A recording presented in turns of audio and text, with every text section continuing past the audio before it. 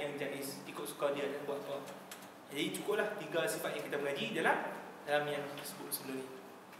Boleh kan? Itu istiqah juga. Alim lah semua. Okey, settle. Kemudian kita baru masuk berkenaan dengan Nabi SAW. Ini kita terang besok lah. Tidak habis kitab itu. Terang besok. Esok habis kitab semua tak main pula lagi. Syahidah tak nak datang lah. Sedih lah. Kan? Kita terang besok. Relax tu. Wallahu subhanahu wa ta'ala. Nak dalil ni?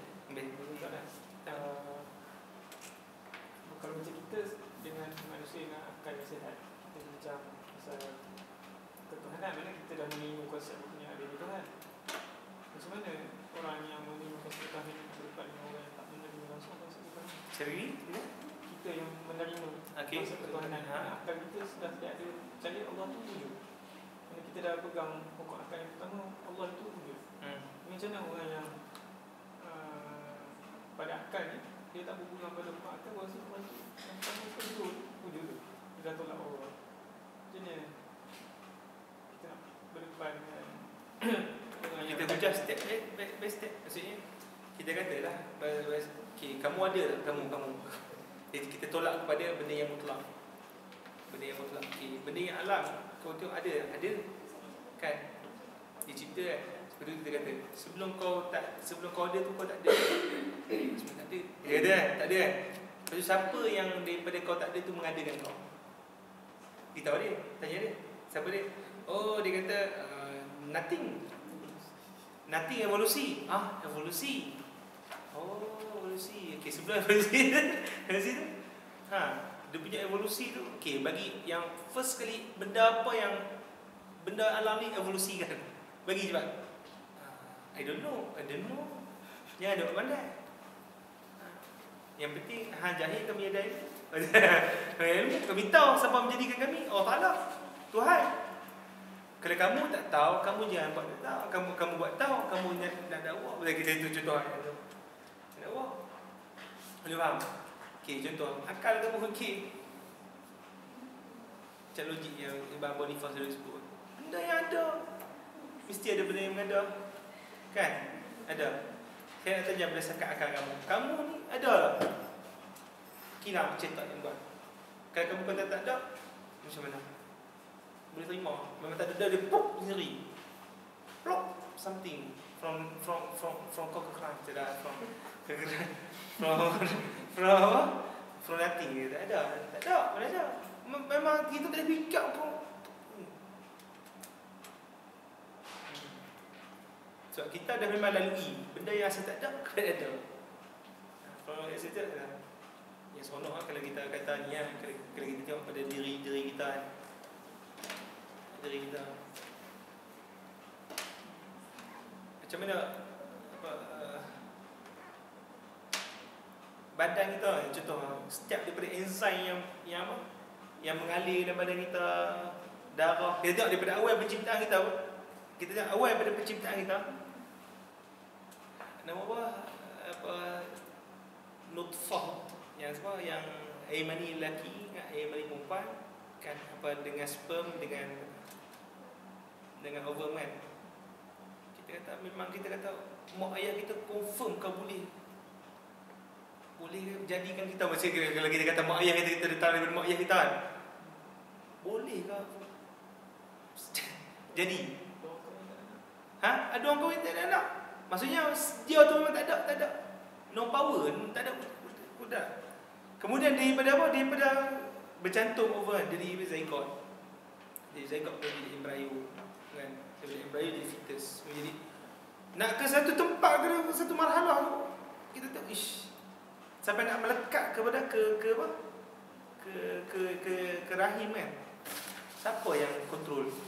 Yang apa nak bagi makan kepada baby tu, siapa yang kontrol? Macam kita kata, macam mak boleh kontrol, mak kita boleh kontrol. Boleh dia kata nak stop, supply.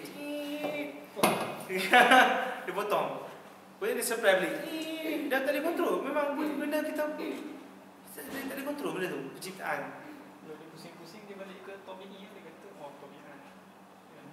tabiat. Ya. Sebelum tu sebelum tu ya. Okay, kita kata kita start from zero. Dia start dia kira kita nak main benda tu kan, mesti balik start from zero. Kata biak. Sebelum main tobiak main mana? Sebelum main tobiak main mana? Dia pun pening. Sebab tu lah yang tu nama apa? Einstein apa semua lah kali dia sakit jiwa sebab dia fikir pening. Dia senokak.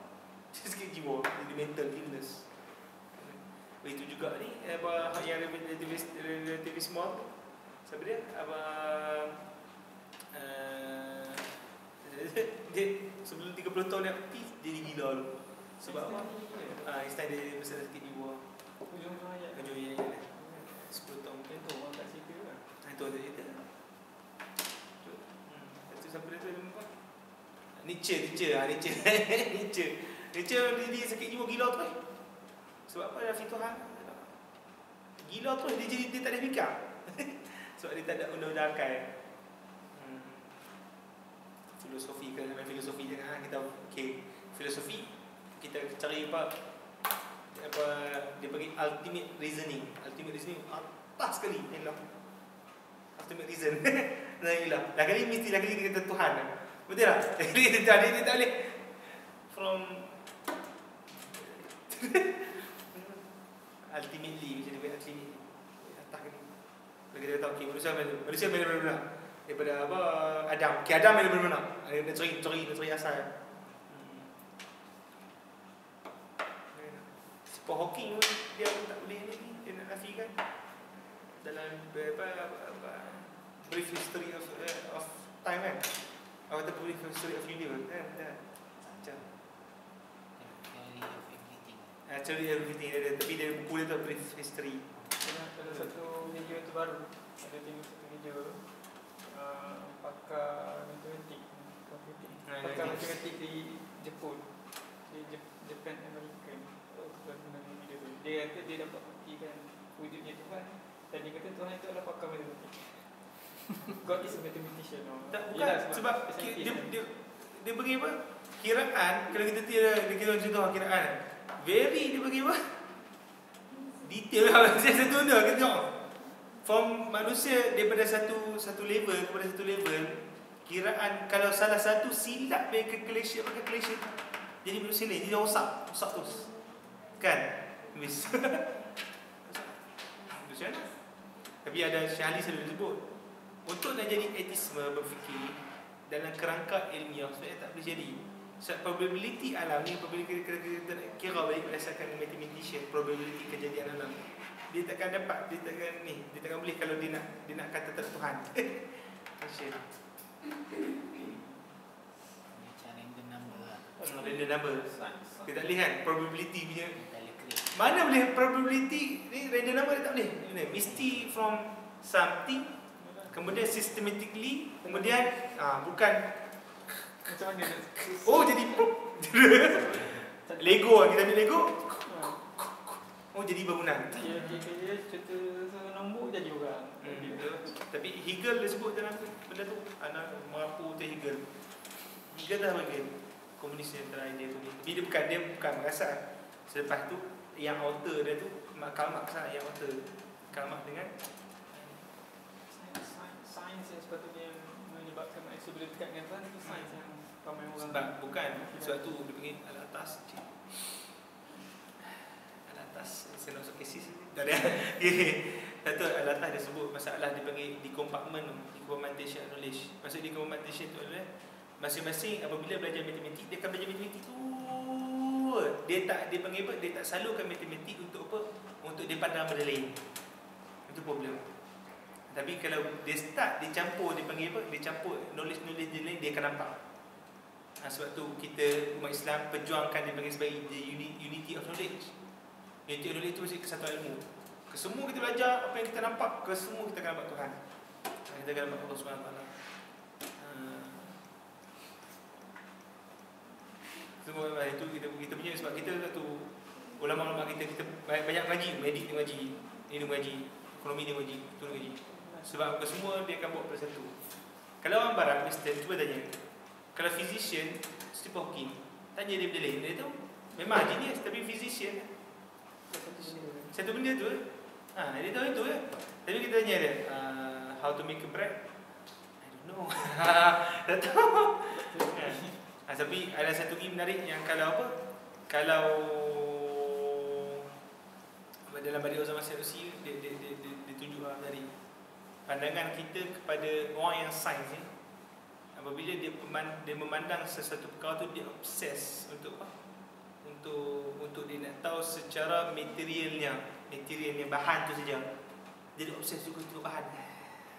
Tapi dia tak tahu di sebalik kejadian bahan tu, pertukaran bahan tu, sampai dia tak nampak belakang. Macam kita tengok bangunan, kita obses dengan bangunan, tapi kita tak tahu siapa yang buat bangunan, siapa yang keriting, how hard architecture, bagaimana susahnya architecture untuk buat architecture planning. Dia fikir dekat bangunan. Tu mungkin orang bengong. Dekat bangunan. Malaysia fikir dekat bangunan, material punya konsep, material punya otak. Tu yang berlaku Melanda dalam sains sekarang. Bila dia tak nampak sains tu sebagai apa? Sebagai satu manifestasi ketuhanan. Kita nampak benda tu. Jadi nak faham tu kena baca riset ilmu. Bila beli buat saya diskaun itu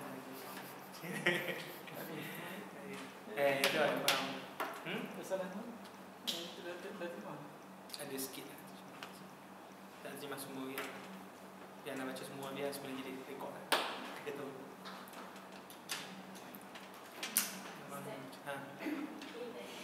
Ha? Dah tidur? Apa dia? Apa masa Ustaz kaitan sosial jadi tak Ustaz syaratkan lebih lagi untuk yang menyelesaikan perbuatan kita berdekatan dengan fitrah dan irada Allah. Untuk Ustaz syaratkan Okay, di sini dia still sama dengan isu berkaitan dengan api membakar tu.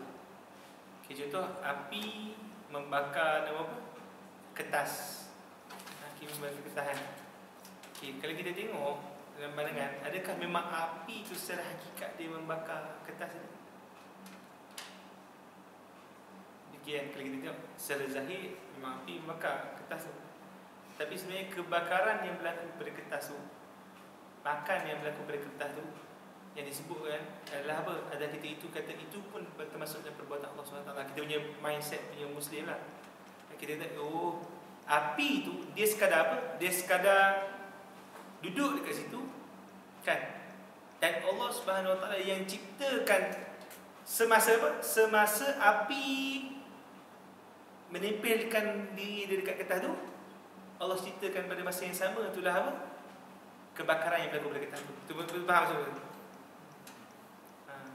Boleh nampak? Api tu ada tugas, dia tak ada tugas apa langsung sebenarnya. In Muslim punya mindset, masuk mindset Muslim, dapat claim. Okay, begitu juga perbuatan manusia. Perbuatan manusia contoh saya angkat pen, kan? Dan hakikat dia memang apa? Kita kata kita angkat sebab kita rasa kan tulang kita yang ni, dan juga darah kita yang menarik, kemudian otot kita yang menarik. Saya yang buat, yang betul. Tapi kalau tanpa kudrah Allah Subhanahu Wa Taala, ketika apa? Ketika kita menghendaki yang sedemikian, Allah ciptakan kita iradah lain cerita, iradah kita lain cerita sikit. Cuma kudrah, isu kudrah. Kalau tanpa kudrah Allah Subhanahu Wa Taala untuk kita membantu kita mengangkat pen ni, mesti kita tak boleh angkat. Dia faham? Sebab apa? Tak ada kaitan pun pembuluh darah, tak ada kaitan pun otot, tak ada kaitan pun dengan gerakan kita pada asasinya. Ada tak kita tengok orang yang ada sihat, dia punya apa? Kesemua otot-otot, darah semua, tapi dia tak boleh angkat pen. Pernah kita tengok? Ada, memang ada. Dia sihat tubuh badan, tapi dia tak boleh buat apa. Dia tak boleh angkat pen. Faham? Jadi kita kata otot yang ada, tangan yang ada, darah yang ada mengalir semua bukan pada naturally-nya mampu untuk menghasilkan kudrah bagi kita untuk mengangkat pen tadi. Boleh faham? Kerana tanpa kudrah Allah Subhanahu Wa Taala yang disertakan pada apa tangan kita apa tak boleh angkat pen. Itu maksud dia, maksud yang saya bagi tu. Boleh faham? Itu maksud dia perbuatan hamba. Cuma nanti ada perbahasan. Tapi ustaz, kalau ustaz cakap macam tu, maksudnya seseorang buat maksiat tu, dia bukan buat maksiat pada fikir dia. Tu dia panggil tu syaitan merah syaitan kan. Kerana masalah tu apa? Kira ambil masalah Mu'tazilah ni. Itu settle. Itu. Lepas tu kira Allah SWT kenapa siksa kita? Dia buat je. Tapi masalah dia sebab dia irodah yang cerita. Irodah. Itu tak ada dia terus. Tu. Okey, so tu serang pertama okey, terang nombor 2 okey sesat lah dia okey. Okey, gila. Apa kira dapat apa? Tak ada apa. Masalah ikhtiar tu lain. So itu Allah sebut fa'alhamaha fujuraha wa taqwaha. Allah bagi pilihan kita. Untuk apa? Untuk kita nak ambil fujuraha, ambil benda yang jahat, wa taqwaha ataupun benda yang ketakwaan, benda yang ketaatan. Kalau kita kata segala-galanya daripada Allah, itu jadi Jabariyah. Jabariyah. Kalau kita kata Segalanya daripada kita, segala daripada itu, Mu'tazilah. Mu'tazilah. Kita di antara tu. Tapi persoalan yang bersoalan berkenaan ni soalan yang kita tidak fikirkan. Elok dia fikir. Walaupun dia letakkan dalam mukalaf, elok dia fikir. Itu nasihat anak. Dia sebab apa? Hatta masyarakat kibar pun dia tak galakkan. Cuma faham konsep tu, faham konsep kan? Konsep tu. Sebab nanti dia katanya irodah kita tu datang dari irodah Allah Taala juga. Betul irodah kita datang dia patah balik. Tu jangan okey relax baik badak macam biasa.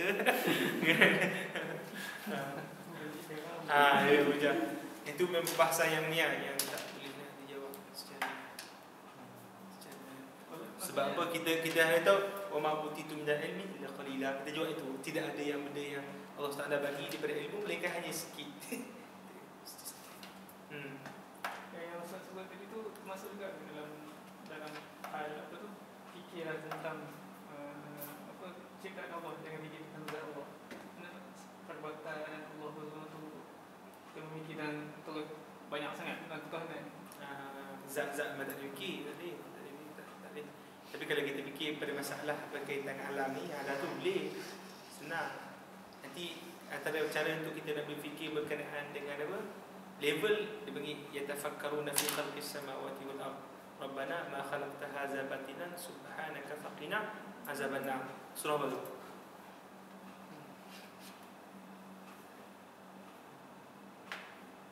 Surah Al-Imran kan?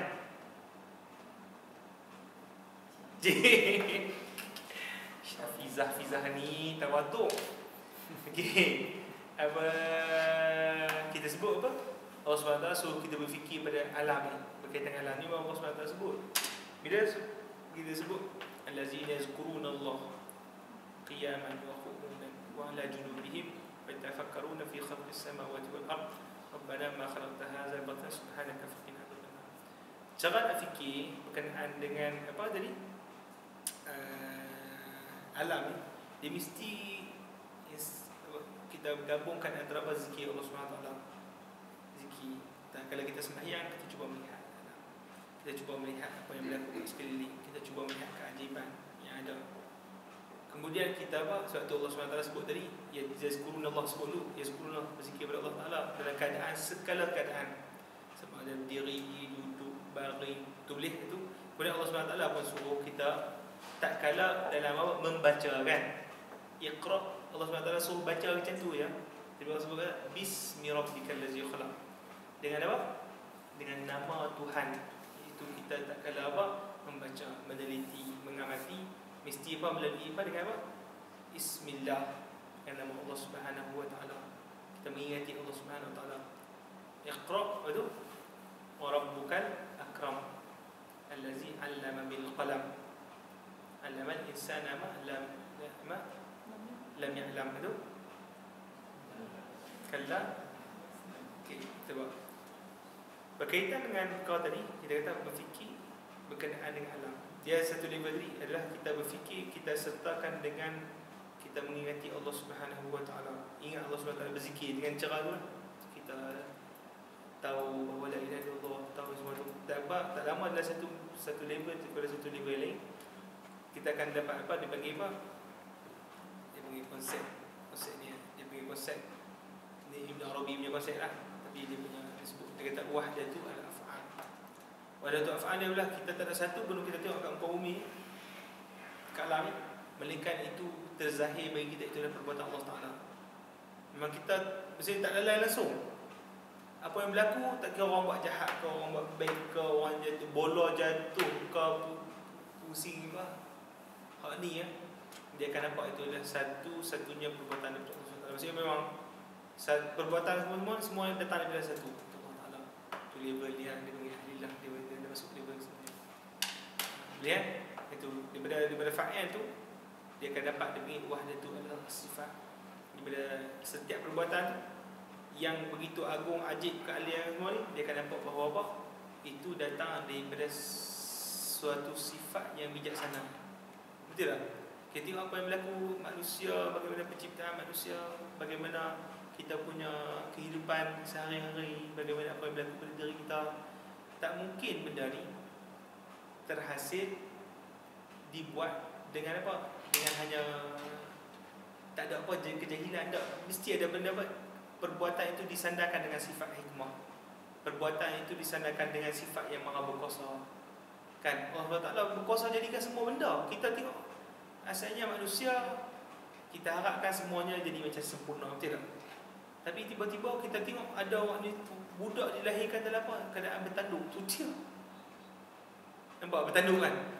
Nampak kan bahawa Allah SWT dia berkuasa nak lahirkan apa ikut suka dia. Kan? Budak tanduk, budak ada taring, budak ada sekian, cacat, kiri, semua. Kita dah tahu bahawa itu adalah datang daripada kudrat Allah SWT dan kehendak dia yang mutlak. Bukan benda yang kita nak semua jadi. Kan? Kita nak ada yang jadi, tak jadi. Tapi kehendak dia maha mutlak. Kita nampak kudrat, kita nampak al-hikmah, kita nampak kekayaan Allah Ta'ala, kita nampak kita punya kebahagiaan Allah Ta'ala. Itu sifat. Jadi daripada sifat itulah kita tahu bahawa tidak ada yang bergantung sifat itu melainkan apa? Melainkan pada zat yang maha sempurna. Itu dia panggil wahdatul al-zat. Arabi punya filosofi ni lah. Tapi dia punya pemikiran dia boleh membantu kita untuk berfikir. Cara berfikir bukan hanya terhad pada material itu benda semata-mata, tetapi kita berfikir di sebalik kebendaan tadi. Benda macam mana pertukaran dia tu mesti ada makna.